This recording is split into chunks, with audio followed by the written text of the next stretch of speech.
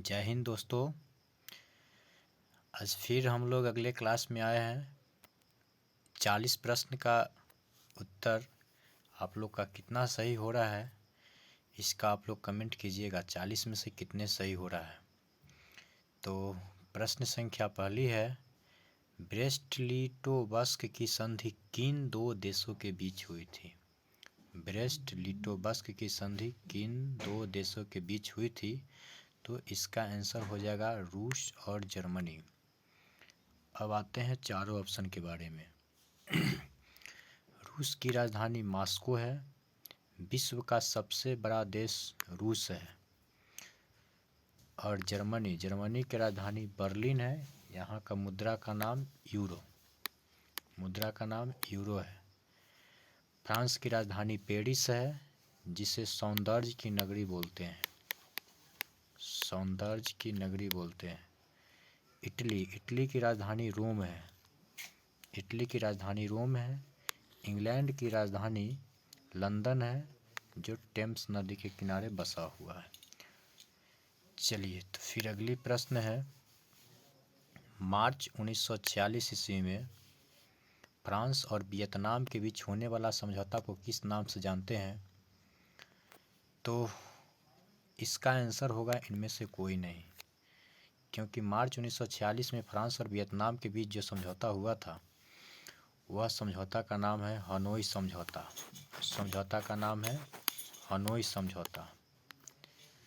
Hanoi समझौता है। Hanoi किसकी राजधानी है? वियतनाम की राजधानी है। होचिमिन क्या था? तो होचिमिन एक पथ प्रदर्शक था। तिनतसिन पता नहीं। कैंगटॉन। अगली प्रश्न, पूर्ण स्वराज की मांग का प्रस्ताव कांग्रेस के किस वार्षिक अधिवेशन में पारित किया गया था? तो पूर्ण स्वराज की मांग कांग्रेस के 1929 के लाहौर अधिवेशन में पारित किया गया था। लाहौर कहाँ है? तो लाहौर पाकिस्तान में है। कराची भी पाकिस्तान में है। कलकत्ता, भारत के पुराना राजधानी जो था कलकत्ता था। बेलगांव कर्नाटक में है। ये जो 1924 है, इसमें गांधी जी प्रथम बार कांग्रेस के अध्यक्ष बने थे। बेलगांव अधिवेशन में कांग्रेस का अध्यक्ष, अगर प्रश्न पूछा जाता है कि गांधी जी ने कांग्रेस का अध्यक्ष कितने बार बने, तो मात्र एक बार, वो भी 1924 ईस्वी में बेलगांव अधिवेशन में, जो कहाँ है? कर्नाटक में। कराची पाकिस्तान में है। पाकिस्तान की राजधानी इस्लामाबाद है। चलिए, फिर अगली प्रश्न है, वल्लभ भाई पटेल को सरदार की उपाधि किस किसान आंदोलन के दौरान दी गई थी? सरदार वल्लभ भाई को सरदार की उपाधि किस आंदोलन के दौरान दी गई थी? तो इसका आंसर हो जाएगा बारदोली की महिलाओं ने उनको सरदार की उपाधि दी थी, और यह उपाधि गांधी जी के द्वारा इनको दिया गया था। खेरा भी एक आंदोलन हुआ था। चंपारण जो बिहार में है, अगर क्वेश्चन आएगा कि भारत में प्रथम बार चंपारण में किसान का सत्याग्रह किसने किए थे? गांधी जी ने। अहमदाबाद गांधी जी के मिल मजदूर से संबंधित है। अहमदाबाद कहाँ है? गुजरात में। गुजरात की राजधानी गांधीनगर है। चंपारण बिहार में स्थित है, जो पश्चिमी चंपारण में है। यहाँ पर नील की खेती के लिए 3 कठिया प्रणाली के विरुद्ध में गांधी जी ने यहाँ पर आंदोलन किए थे पहली बार। प्रश्न संख्या अगला है, भारत के लिए पहला फैक्ट्री एक्ट कब पारित किया गया था? भारत के लिए पहला फैक्ट्री एक्ट 1881 ईस्वी में किया गया था। 1881 ईस्वी में लॉर्ड रिपन का 1881 ईस्वी में भारत का वायसराय लॉर्ड रिपन था। कौन थे? Lord Ripon. 1881 ईस्वी से ही पहली बार भारत में जनगणना शुरू हुआ था। क्वेश्चन आएगा, भारत में पहली बार जनगणना कब शुरू हुआ? तो 1881 ईस्वी में। 1911 ईस्वी में कलकत्ता विभाजन को वापस ले लिया गया था और दिल्ली दरबार का आयोजन किया गया था, और 1911 ईस्वी से ही भारत की राजधानी कलकत्ता से दिल्ली के लिए नामित कर दिया गया था, लेकिन 1912 ईस्वी में भारत की राजधानी दिल्ली बन गया। 1858 के समय भारत का वायसराय लॉर्ड कैनिंग था। और 1857 का विद्रोह बहुत ही महत्वपूर्ण है, जिसमें मंगल पांडे ने अपना विरोध किए थे पहली बार। अगली प्रश्न है, श्रमिक वर्ग पूंजीपति वर्ग के द्वारा किस वर्ग का शोषण हुआ है? पूंजीपति वर्ग के द्वारा किस वर्ग का शोषण हुआ है? तो इसमें आएगा सभी वर्गों का शोषण हुआ है। श्रमिक वर्ग, कृषक वर्ग और मध्यम वर्ग। श्रमिक वर्ग वैसे वर्ग को बोलते हैं जो काम करते हैं, मजदूरी करते हैं। कृषक वर्ग वैसे लोगों को बोलते हैं जो किसान का काम करते हैं, खेती का काम करते हैं। मध्यम वर्ग में आते हैं थोड़ा पढ़े लिखे भी होते हैं लोग, शिक्षित भी कुछ होते हैं। अगली प्रश्न है, आधुनिक युग में अर्थव्यवस्था के क्षेत्र में होने वाली सबसे बड़ी क्रांति कौन सी थी? तो आधुनिक युग में अर्थव्यवस्था में होने वाली सबसे बड़ी क्रांति औद्योगिक क्रांति थी। औद्योगिक क्रांति की शुरुआत इंग्लैंड से हुई। भौगोलिक खोज ये क्षेत्रफल के है। वाणिज्य क्रांति और साम्यवादी, इसका आंसर हो जाएगा औद्योगिक क्रांति। अगली प्रश्न है, भूमंडलीकरण की शुरुआत किस दशक में हुई? भूमंडलीकरण की शुरुआत किस दशक में हुई? तो इसका आंसर हो जाएगा 1990 के दशक में। इसका आंसर हो जाएगा 1990 के दशक में। 1970, 1980, 1960 ये सब आंसर नहीं होगा ये सभी। इसका आंसर होगा 1990 के दशक में। अगली प्रश्न है, गुटेनबर्ग ने सर्वप्रथम किस पुस्तक की छपाई की थी? तो इससे पहला वीडियो में भी दोस्तों हमने बता दिया है कि गुटेनबर्ग ने बाइबिल किताब का छपाई की थी। और गुटेनबर्ग जर्मनी के मेंजनगर के रहने वाले थे। इनको प्रिंटिंग प्रेस का जन्मदाता कहा जाता है। कुरान भी एक किताब है, गीता भी एक किताब है, गीता भी एक महाकाव्य ही है।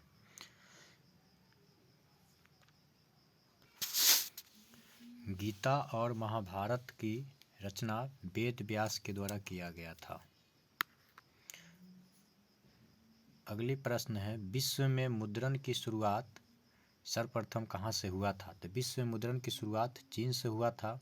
चीन की राजधानी बीजिंग है। यहाँ के राष्ट्रपति शी जिनपिंग है। भारत में नहीं हुआ था। भारत की राजधानी नई दिल्ली अनुपम शहर में है। नई दिल्ली में अनुपम शहर। जापान की राजधानी टोक्यो है। अमेरिका की राजधानी वाशिंगटन डीसी है। अमेरिका की राजधानी वाशिंगटन डीसी अमेरिका के प्रथम राष्ट्रपति वाशिंगटन डीसी के नाम पर ही पड़ा है। डीसी का मतलब होता है डिस्ट्रिक्ट ऑफ कोलंबिया। फिर अगली प्रश्न है, मेढक के प्रजनन प्रक्रिया को बाधित करने वाले रसायन कौन सा है? तो मेढक के प्रजनन को बाधित करने वाला रसायन का नाम एंड्रीन है। कौन है? एंड्रीन। यूरिया नहीं होगा, बेंजीन नहीं होगा। बेंजीन का सूत्र C6H12O6 C6H12O6 होता है। फिर अगली ये फास्फोरस है। फास्फोरस की परमाणु संख्या, फास्फोरस की संकेत P होता है। परमाणु संख्या 16 होता है। चलिए फिर अगली प्रश्न है,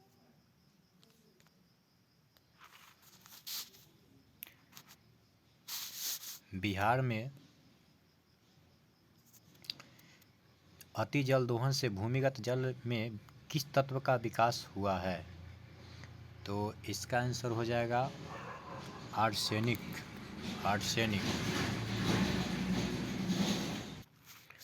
अगली प्रश्न, संविधान की धारा 21 का संबंध किससे है?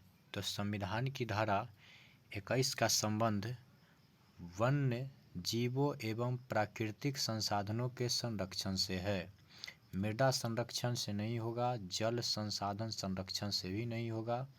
जल संसाधन संरक्षण कैसे बनाएंगे? तो जल को सही उपयोग करेंगे, मिट्टी को कटाव और छटाव से बचाएंगे, पेड़ पौधा को लगाएंगे, इससे मिट्टी का संरक्षण हो सकेगा।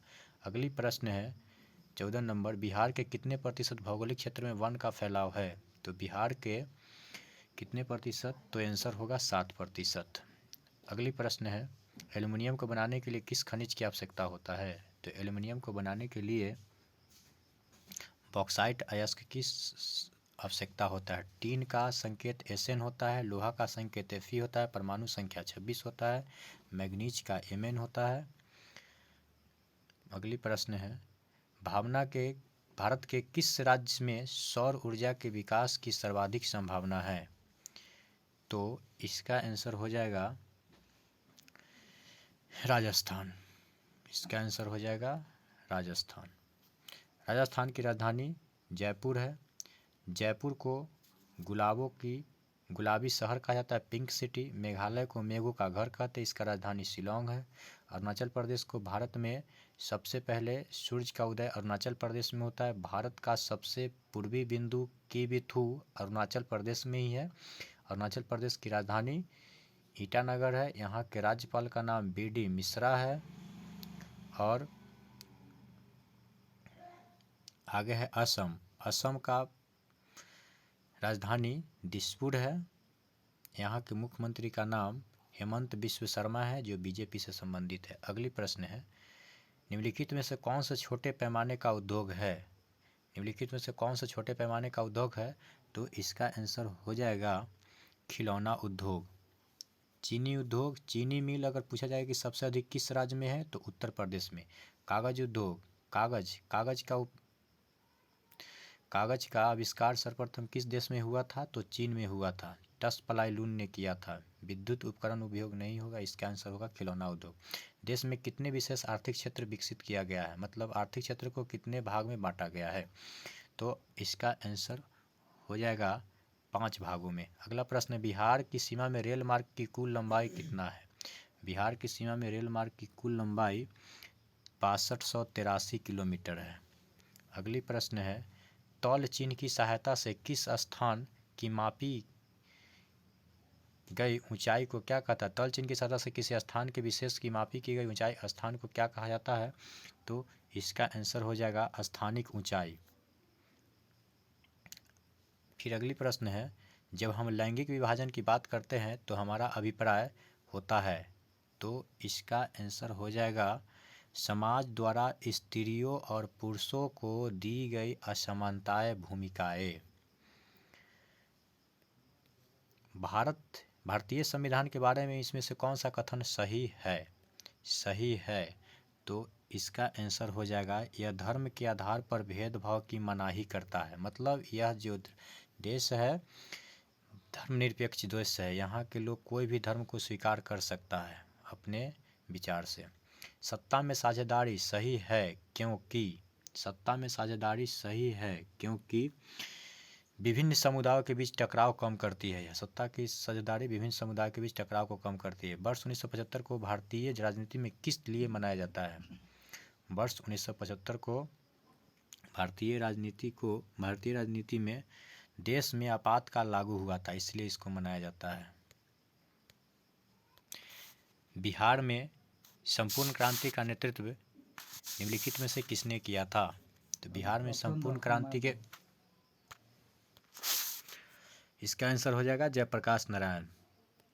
जयप्रकाश नारायण जी को भारत में भारतीय समाजवाद के संस्थापक जयप्रकाश नारायण जी को बोला जाता है। प्रथम बार समाजवाद के शब्द का प्रयोग किसने किया था? तो ये थे इंग्लैंड के जिन्होंने किए थे। नीतीश कुमार जी क्या है? तो बिहार के मुख्यमंत्री है जो 7वीं बार शपथ ग्रहण लिए हैं। मोरारजी देसाई और इंदिरा गांधी जी भारत के प्रथम महिला प्रधानमंत्री जी थे। इनका मृत्यु 1984 ईस्वी में हो गया। नर्मदा घाटी परियोजना किन राज्यों से संबंधित है? नर्मदा घाटी परियोजना किन राज्यों से संबंधित है? तो इसका आंसर हो जाएगा गुजरात, महाराष्ट्र, मध्य प्रदेश। गुजरात की राजधानी गांधीनगर, महाराष्ट्र की राजधानी मुंबई, मध्य प्रदेश की राजधानी भोपाल। भारत में सबसे अधिक जंगल मध्य प्रदेश में सबसे अधिक बाघों की संख्या। पंजाब को 5 नदियों की भूमि बोलते हैं। कर्नाटक में सबसे अधिक कॉफ़ी होता है। तमिलनाडु का मुख्यमंत्री MK स्टालिन है। केरल की राजधानी तिरुवनंतपुरम है। उत्तर प्रदेश की राजधानी लखनऊ है। लखनऊ को नवाबों का शहर बोलते हैं। बिहार की राजधानी पटना है। पटना को नाम पटना शेरशाह सूरी ने दिया था। पाटलिपुत्र को किसने बसाया था? तो उदयन ने बसाया था। फिर अगली प्रश्न है, निम्नलिखित में से किसे लोकतंत्र का प्राण माना जाता है? ये बताइए आंसर कि निम्नलिखित में से लोकतंत्र का प्राण किसे माना जाता है? तो इसका आंसर होगा, आप लोग भी कमेंट कीजिएगा, इसका आंसर हो जाएगा राजनीतिक दल। राजनीतिक दल होगा। सरकार, राजनीतिक दल में से ही किसी चुना गया प्रतिनिधि को सरकार बोला जाता है। न्यायिक, न्यायपालिका नहीं होगा। संविधान, चलिए संविधान के बारे में हम लोग जानते हैं। भारत के संविधान को 26 जनवरी 1950 ईस्वी को लागू किया गया। इसको बनने में, संविधान को बनने में 2 साल 11 महीना 18 दिन लगा। संविधान में, मूल संविधान में 395 अनुच्छेद है।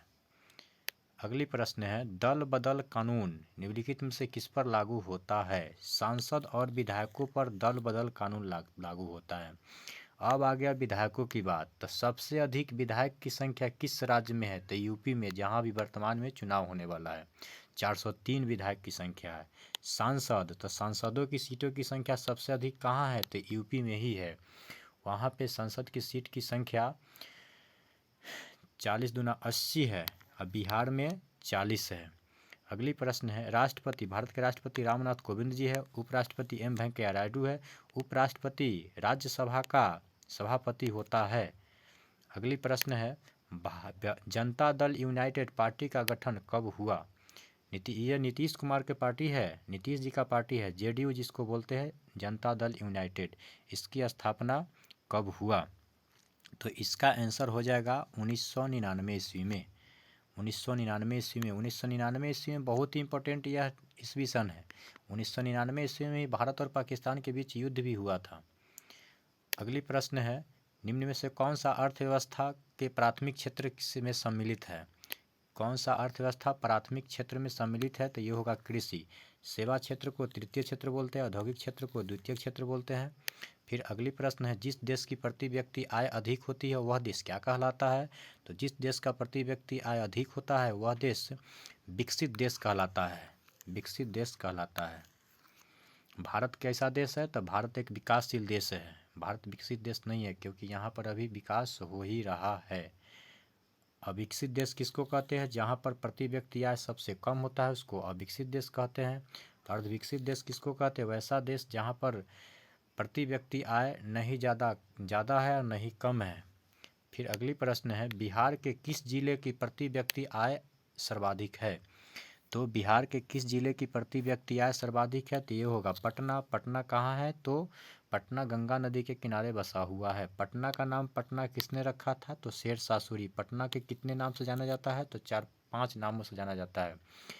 बिहार का सबसे छोटा जिला कौन है? तो शिवहर। बिहार का सबसे घनत्व वाला जिला कौन है? तो शिवहर। गया। बिहार का सबसे गर्म जिला कौन है? गया। सबसे ठंडा जिला कौन है? गया ही है। गया में एक हवाई अड्डा भी है।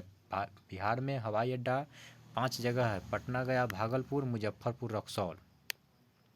एक और नया बन गया है दरभंगा में।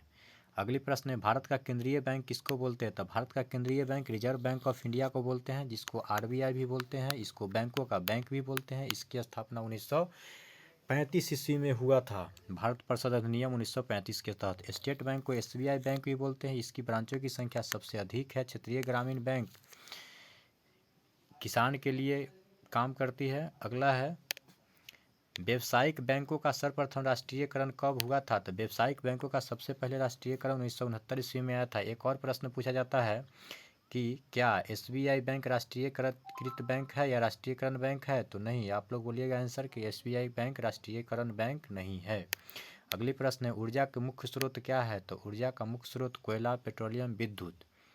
आप लोग भी इसको कमेंट करके बताइएगा। ऊर्जा का मुख्य स्रोत आंसर होगा सभी। पेट्रोलियम भी है, कोयला भी है, विद्युत भी है। तो कोयला के बारे में हम लोग जानते हैं। कोयला को 4 भागों में बांटा गया है। सबसे अच्छा क्वालिटी का कोयला है एंथ्रासाइट और सबसे ख़राब क्वालिटी का कोयला है पिट।